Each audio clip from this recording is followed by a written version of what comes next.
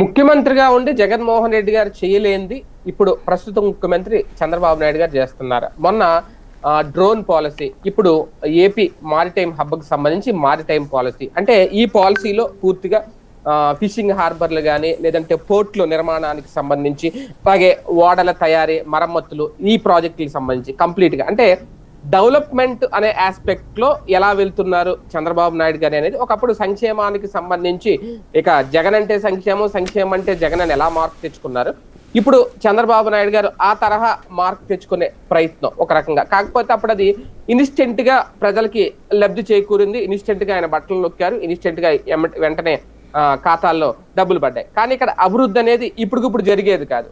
ప్రస్తుతం శంకుస్థాపనలు జరిగితే దానికి సంబంధించి ఒక పాలసీ రూపొందిస్తారు, దాని మీద సమీక్షలు, సమావేశాలు, చర్చలు, అసెంబ్లీలో రేపొద్దున దాన్ని ప్రవేశపెట్టడం, బిల్లులు ఎంతవరకు వెళ్తాయి. కాకపోతే కాస్త టైం అయితే తీసుకుంటది. ఇప్పుడు ఈ మారిటైమ్ పాలసీకి సంబంధించి ఆంధ్రప్రదేశ్ అభివృద్ధి పూర్తిగా ఇటువంటి వాటి మీద డిపెండ్ అయి ఉంటుందని ఎంతవరకు అనుకోవచ్చు? పూర్తిగా అభివృద్ధి బాటలో బాబు గారి మార్క్ ఈ పాలసీల ద్వారా వేసుకునే ప్రయత్నం జరుగుతుందని అనుకోవాలి. ఇదే అంశం మీద చర్చించే ప్రయత్నం చేద్దాం. Sir, last time drone policy గురించి అది కూడా ఇలాగే అన్నారు, ప్రపంచ స్థాయిలోనే ఆంధ్రప్రదేశ్ ని నెంబర్ 1 గా నిలబెట్టుకునే ప్రయత్నం. ఇప్పుడు కూడా ఏపీలో ఈ మారిటైమ్ అనేది ప్రపంచ స్థాయిలో నెంబర్ 1 గా నిలవబోతోంది అని చెప్తున్నారు. ఏంటి అసలు ఈ పాలసీ గురించి?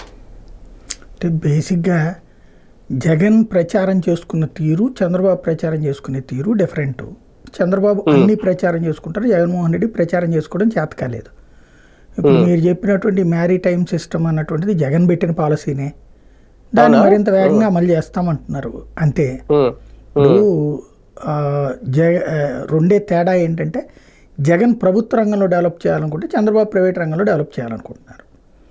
ఒకసారి గుర్తు తెచ్చుకోండి, మీరు సంక్షేమం బట్టల గురించి అతను ఎప్పుడు అదే చెప్పుకునేవాడు, కానీ వచ్చిన పరిశ్రమలు వీటి గురించి చెప్పుకోవడం చేతే చచ్చేది కాదు. అదే అతనికి పెద్ద మైనస్. ఇప్పుడు పోర్టులు 3 పోర్టుల కన్స్ట్రక్షన్ ప్రభుత్వపు డబ్బులతో కట్టించాడు అతను. ఇవి బ్యాంకుల నుంచి లోన్స్ తీసుకుని పోర్టులు కట్టాడట. ఇతను ఏంటంటే ఆలోచించింది, లాంగ్ స్టాండింగ్ ఎంతసేపు ప్రజల మీద పన్నులు వేసినో, మందు అమ్ముకునినో డబ్బులు సంపాదించడం కాదు, పర్మనెంట్ ఇన్కమ్ సోర్స్ ఒకటి కావాలి రాష్ట్రానికి. అంటే కళ్ళు మూసుకుని కొంత డబ్బులు వచ్చేయాలి. అది ఎప్పటికీ ఇప్పుడు హైదరాబాద్ లాగానో చెన్నై లాగానో ఏదో వచ్చి అక్కడ ఇండస్ట్రీస్ వచ్చి అప్పుడు అవన్నీ పన్నులు చెల్లించిన రోజున వస్తాయి అంటే, అలా రావడానికి ఆంధ్రాకి ఇప్పటికిప్పుడు సాధ్యం కాదు కదా. కాబట్టి ఇతను మన దగ్గర ఉన్న వనరేంటి అంటే పోర్టులు, ఫిషింగ్ హార్బర్లు, ఇవన్నీ 10 ఫిషింగ్ హార్బర్లు, 4 పోర్ట్లు ఇతను ప్లాన్ చేసుకుంది. 3 ఆల్రెడీ రన్నింగ్లో పెట్టినటువంటి వాటికి ఆల్రెడీ బ్యాంక్ లోన్స్ తీసుకుని కన్స్ట్రక్షన్ కూడా ప్రారంభించేసి సగం అయినాయి కొన్ని, పావు అయినాయి కొన్ని, 3 వంతులు అయినాయి కొన్ని ఉన్నాయి. దాని ద్వారా ఏమవుతుంది, 3 రకాల ఆదాయాలు ఉంటాయి. ఒకటి, ఒక పోర్టు నిర్మాణం జరిగినప్పుడు ఆ పోర్టు చుట్టుపక్కల ప్రాంతాలకు సంబంధించిన భూముల ధరలు విపరీతంగా పెరుగుతాయి. ఇది నెంబర్ 1. నెంబర్ 2, ఆ ప్రాంతంలో ఇండస్ట్రీస్ పెట్టుకోవడానికి వీలుంటుంది. ఫర్ ఎగ్జాంపుల్, నేను కొన్ని పోర్టులలో నాకు మంచి కాంట్రాక్ట్స్తో నేను వెళ్ళి ఉన్నాను, ఇంతకుముందు కవరేజీ కూడా చేశాను ఆయా పోర్టుల్లో. షిప్పుల్లోకి వెళ్ళాను, నేను చూశాను ఇవన్నీ కూడా. ఆ షిప్పులు అదే ఆ పోర్టులు నడిపిన చైర్మన్లు అలాంటి వాళ్ళతో కూడా నాకు పరిచయాలు వలన, నేను అంటే జర్నలిజం ఫీల్డ్లో ఉన్నప్పుడు వాళ్ళతో మాట్లాడినప్పుడు వాళ్ళు చెప్పింది అంటే నాకు ఆశ్చర్యం వేసింది. ఫర్ ఎగ్జాంపుల్, అంటే మనం దాని అనుసంధానంలో ఎక్కడ విఫలమవుతున్నాం అనడానికి సాక్ష్యం నేను అనేక సార్లు ప్రస్తావించాను కూడా. ఫర్ ఎగ్జాంపుల్, ఇప్పుడు మనకి గంగవరం పోర్ట్ ఉంది, 2 లక్షల టన్నుల కెపాసిటీ కలిగిన షిప్పు అక్కడ ల్యాండ్ చేసుకోవచ్చు. షిప్పుల్లో 60,000 టన్నుల కెపాసిటీయే ఎక్కువ వాడతారు. ఎందుకని? ఈ 2 లక్షల టన్నుల కెపాసిటీ గల షిప్స్ని కావాల్సినటువంటి బెర్తులు ఇండియాలో 2 చోట్ల ఉన్నది. ఒకటి వైజాగ్ గంగవరం పోర్ట్, రెండోది ముంబై దగ్గర. ఇక్కడ ఏమవుతుంది, ఒక పంచదార ఫర్ ఎగ్జాంపుల్ 60 లక్షల టన్నులు తెచ్చేటప్పుడు, లేదా ఇదే 60,000 టన్నులు తెచ్చేటప్పుడు, 2 లక్షల టన్నులు తెచ్చేటప్పుడు ఎంత తేడా ఉంటుంది? కాస్టు, ట్రాన్స్పోర్టేషన్ కాస్టు తగ్గిపోతుంది కదా ఆటోమేటిక్గా. ఇప్పుడు ట్రాక్టర్ ఇసుక 10,000 అండి, లైక్ ఏది 3 టన్నులు పడుతుంది. అదే 20 టన్నులో 30 టన్నులో ట్రక్ వచ్చేటప్పటికి తేడా వస్తుంది, దాదాపు ఒక 5-6 వేలు తేడా వస్తుంది. ఎందుకని? మొత్తం ఒకేసారి బల్క్గా తెస్తున్నారు కాబట్టి. అట్లాగే ఇక్కడ పంచదార ఫర్ ఎగ్జాంపుల్ విదేశాల్లో 6 రూపాయలకు దొరుకుతుంది. ఇప్పుడు పెరిగి ఉండొచ్చును, నేను మాట్లాడిన రోజుని చెప్తున్నా. 6 రూపాయలు, అప్పుడు ఇక్కడ 15 రూపాయలు 20 రూపాయలు ఉంది. 6 రూపాయలకి తెచ్చిన దాన్ని ఇక్కడికి 8 రూపాయలు అవుతుంది ఇక్కడ దించినప్పుడు. అప్పుడు ఈ పంచదార ఆధారితమైనటువంటి పరిశ్రమలు ఆ పోర్టు దగ్గరలో ఉన్నాయి అనుకోండి, ఎంత మార్పు ఉంటుంది? వాళ్ళకి ట్రాన్స్పోర్టేషన్ ఖర్చు తగ్గిపోయినట్టే కదా. రెండవది, ఫర్ ఎగ్జాంపుల్ ఇక్కడ మన దగ్గర టమోటా ఉంది, లైక్ మన టమోటాలు రేట్లు పడిపోతుంటే చూస్తారు కదా, దాన్ని ఏం చేసుకోవాలో మనకి తెలియదు. అదే శుభ్రంగా ఈ మ్యారిటైమ్ సక్సెస్ అయింది అనుకోండి, ఆ ఏరియాలో ఒక ఇండస్ట్రీస్ కచప్ ఫ్యాక్టరీలు, అంటే టమోటా కచప్పులు తయారు చేస్తారు కదా, ఈ వాటిట్లో పిజ్జాలు బర్గర్లు ఇట్లు నంచుకోవడానికి, ఈ ఫ్యాక్టరీ చేస్తే ఇక్కడ అమ్మారనుకోండి 100కి 5 రూపాయలు లాభం వస్తుంది. అదే ఏ అమెరికా యూరోప్ దేశాలకు పంపిస్తే 100కి 50 రూపాయలు లాభం వస్తుంది. అలా పంపించాలి అంటే ట్రాన్స్పోర్టేషన్ ఉండాలి. ఈ షిప్ యార్డ్ దగ్గరలో ఇప్పుడు ఫర్ ఎగ్జాంపుల్ చిత్తూరు వీళ్ళందరికీ కూడా నెల్లూరు దగ్గర ఇది అంటే ఈ ఫ్యాక్టరీ తయారు చేసేసుకుని అక్కడి నుంచి షిప్ యార్డ్కి వెళ్ళిపోయినాయి అనుకోండి, షిప్ యార్డ్ నుండి ఇతర దేశాలకు పంపించారనుకోండి, ఎంత ఈజీగా ఉంటుంది. అలాగే మన వ్యవసాయ ఉత్పత్తులు వరి లాంటివి పంపించుకోవడానికి ఇప్పుడు మీ కాకినాడ పోర్టే ఉంది, నిన్న బియ్యం మీద పట్టుకున్నారు అంటున్నారు. బియ్యం ఇక్కడి నుంచి ట్రాన్స్పోర్టేషన్ కదా ఒక కేంద్రం కదా, దాని అనుబంధంగా బిజినెస్లు నడుస్తాయి కదా. ఇది ఒక మ్యారిటైమ్లో ఉన్నటువంటిది. వాస్తవంగా చెప్పాలంటే గుజరాత్ అభివృద్ధికి కీలకం సముద్ర తీరం. మనం ఎంతసేపటికి మన రాష్ట్రంలో చేసుకున్న దరిద్రం ఏంటంటే సాఫ్ట్వేర్ కంపెనీలని హైదరాబాద్ మీద పడి బతికేసాం మనం. దానివలన దాని మూలంగా చిల్లర కొట్లాడతారు, బడ్డీ కొట్లాడతారు, లేకపోతే బ్రాండెడ్ షాపులు పెడతారు, దాని మీద బతుకుతారు. ఇదే ఆలోచించాం కానీ పర్మనెంట్ సొల్యూషన్ బిజినెస్ పర్పస్ అన్నటువంటి దాంట్లో ఇది ఒక అంటే రైట్. హైదరాబాద్ ఒక సెంటర్ కాబట్టి బాగుంది. మిగతా ప్రాంతాలు ఏంటి, ఇప్పుడు మీ గోదావరి జిల్లాలే లేకపోతే ఇంకో ఉత్తరాంధ్ర ఎవడైనా సరే ఇక్కడ చదువుకుంటే ఇక్కడ ఉద్యోగాలు దొరకవు. ఎందుకని? ఇక్కడ ఆ తరహా లేదు కాబట్టి. అదే పోర్టులు వస్తే ఇవన్నీ కూడా ఆ ప్రాంతాల ఇండస్ట్రీస్ వస్తాయి, ఆ ప్రాంతాల కార్పొరేట్ కంపెనీలు వస్తాయి కదా, వచ్చినప్పుడు ఆటోమేటిక్గా ఉద్యోగాలు వస్తాయి కదా.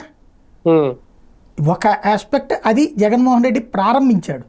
ఇంకొకటి దాని ఇన్కమ్ అంతా రాష్ట్ర ప్రభుత్వానికి రావాలని ప్లాన్ చేశాడు. ఇప్పుడు ఏం జరుగుతున్నాయి, ఈ పోర్టులు ప్రైవేట్ వాళ్ళకి ఇచ్చే పనులు జరుగుతున్నాయి.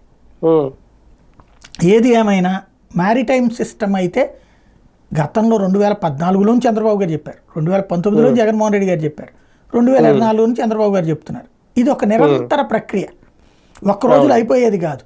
సేమ్ టైం ఎవరి చేతిలో పెడతారు ఈ పోర్ట్లు? ఇప్పుడు కృష్ణపట్నం పోర్టు ఎవరో ప్రైవేట్ వాడి చేతికి ఇచ్చారు. ఇప్పుడు బియ్యం సవరక అక్రమ రవాణా జరుగుతుందంటే ఆడు ఒప్పుకుంటేనే కదా జరిగేది అక్కడ.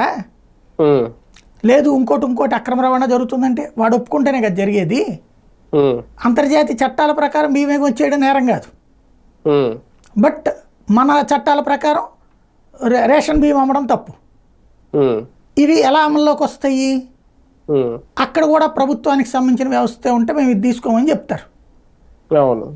అదే కాదు అంటే ప్రైవేట్ వాళ్ళది అనుకోండి నడిచిపోతుంది ఇష్టారాజ్యం. అది తేడా. కానీ ఒకటి సార్, నిజంగా మీరు అన్న దాంట్లో ఒక పాయింట్, ఈ పోర్టులన్నీ ఎందుకంటే మొన్నటి వరకు పోర్ట్ అంటే అదాని అంటే పోర్ట్ అనేది, కొన్ని పోర్టులకు సంబంధించి కూడా జగన్ హయాంలో అదానికి ఇచ్చారు అనేది. ఇప్పుడు ఈ మారిటైమ్లో పాలసీలో పూర్తిగా తీర ప్రాంతాల అభివృద్ధి అనేది కీలకం అవసరం కూడా. కానీ ఈ పోర్టుల విషయంలో మళ్ళీ అదానీని కాదని వేరే వాళ్ళకి ఇస్తారా, లేదంటే ఇప్పుడు అదానీ మీద ఈ అంశం ఈ కేసులు ఇవన్నీ ఉన్నాయి కాబట్టి ఆయన పక్కన పెడతారా? అంటే రాష్ట్ర ప్రభుత్వ పాలసీ ఎలా ఉండబోదు దీని మీద? ఇప్పుడు అదానీకి జగన్ దోచిపెట్టేటట్టయితే అతను అడిగేది ముందు పోర్ట్లు. అవును, గంగవరం పోర్టు కొన్నాడు, కృష్ణపట్నం పోర్టు కొన్నాడు, మరి మిగతా పోర్టు కూడా అతనే తీసుకునేవాడు కదా. కానీ ఇవ్వలేదే జగన్మోహన్ రెడ్డి. ఇప్పుడు వీళ్ళు ఇచ్చారు, ప్రభుత్వం నిర్వహించదు కదా సార్. ఎందుకు నిర్వహించకూడదు? ప్రభుత్వ పోర్టు గుజరాత్లో ఉన్నాయి. ప్రభుత్వం పోర్టు నడపడం పెద్ద కష్టం కాదు. ఇప్పుడు మనకి విశాఖలో ఉన్నది ప్రభుత్వ పోర్టు కాదా, అయితే కేంద్ర ప్రభుత్వం పోర్టు. అది గంగవరం పోర్టు ప్రైవేట్ పోర్టు. రాష్ట్ర ప్రభుత్వం పోర్టులు ఉన్నాయి సార్ మన రాష్ట్రంలో. అదే కదా, లేకనే కదా ఇతను పెడతానంది. పెట్టనిస్తే మంచిదే కానీ చెడు కాదు కదా. అవును, మంచిదని పెడితే రాష్ట్రానికి ఇప్పుడు పోర్టు ఎక్కడా నష్టాల్లో లేదండి. పోర్ట్ అనేది మన దేశంలో ఉన్న ప్రతి పోర్టు లాభాల్లోనే ఉంది. 4 రూపాయలు వస్తాయి ప్రభుత్వానికి, ఒక మల్క్ ఇన్కమ్ వస్తుంది. అవును అవును. ఆ దిశగా అడుగులు పడాలి అవి. అవును.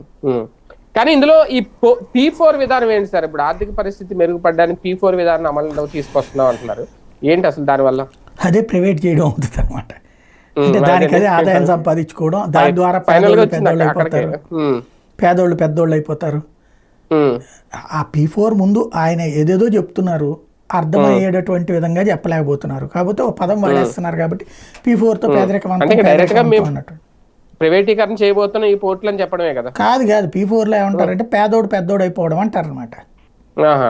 పేదోడికి ఇప్పుడు అంటే వీళ్ళు చెప్పేది ఏంటంటే, ఇప్పుడు ఆ పోర్టు తీసుకెళ్లి ప్రైవేట్ వాడికి ఇస్తే వాడు కొంతమందికి వాడు వ్యాపారాలు పెట్టిస్తాడు 10 లక్షల రూపాయలు పెట్టించి, కాబట్టి వాళ్ళు ధనికులు అయిపోయినట్టే. ఇది వాళ్ళ ఉద్దేశం. అంటే అది ప్రైవేట్ చేయడానికి ఒక కారణం, ఒక సాక్ అనమాట. చంద్రబాబు గారి విజన్ లో ఈ డెవలప్మెంట్ ఆస్పెక్ట్ లో చూసుకుంటే ఇవేనా సార్? మారిటైమ్ హబ్ అనేది రేపు పొద్దున్న కీలక పాత్ర పోషించబోతుందా? జగన్ గారు చేశారనుకున్నారు కానీ చెప్పుకోకపోవడం వల్ల ఇప్పుడు ఆయన ఎవరు పెద్దగా లెక్కల్లో తీసుకురావట్లేదు. ఆచరణలో ఇవన్నీ అమల్లోకి వస్తే అద్భుతమైనటువంటి ప్రగతి. ఇంకొకటి, గత ప్రభుత్వం చేసింది కాబట్టి అని వదిలేయకుండా కంటిన్యూ చేస్తాం బెటరు. కాబట్టి ప్రైవేటైజేషన్ చేస్తే దానివలన ఇది పోర్టులు వచ్చి ఉద్యోగాలు ఎవడన్నా వస్తాయి. ప్రభుత్వ రంగం చేసిన పోర్టు మొత్తం జగనే వెళ్ళి తెడ్డేసుకుని తిరగడు కదా.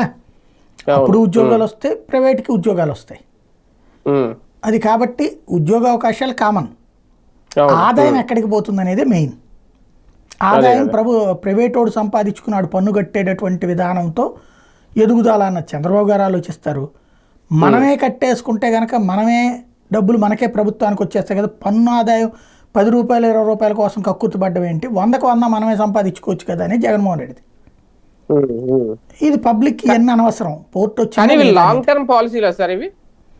అంటే అది ఒకసారి సెటిల్ అయిపోతే గుజరాత్ అవుతుందండి మనది. గుజరాత్ని అధిగమిస్తుంది మనది. గుజరాత్ కంటే ఎక్కువ సముద్ర తీరం ఉంది. లేదంటే 10-15 ఏళ్ళు ఒకే పార్టీ అధికారులు ఉంటే మాత్రమే ఇది వస్తాయి జరుగుతాయి. అంటే పోర్టు నిర్మాణానికి సంబంధించి అయితే పని పూర్తి అయిపోతుంది.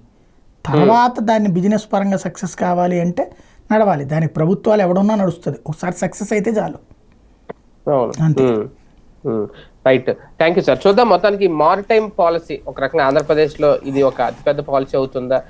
తీర ప్రాంతాల అభివృద్ధికి సంబంధించి డెవలప్మెంట్ ఆస్పెక్ట్ లో జగన్మోహన్ రెడ్డి గారు చేయలేంది బాబు గారు చేసేవని తన మార్కు వేసుకుంటారా పూర్తిగా ఈ అధికారం అయ్యేలోపు 5 ఏళ్ళు అయ్యారు? ఏం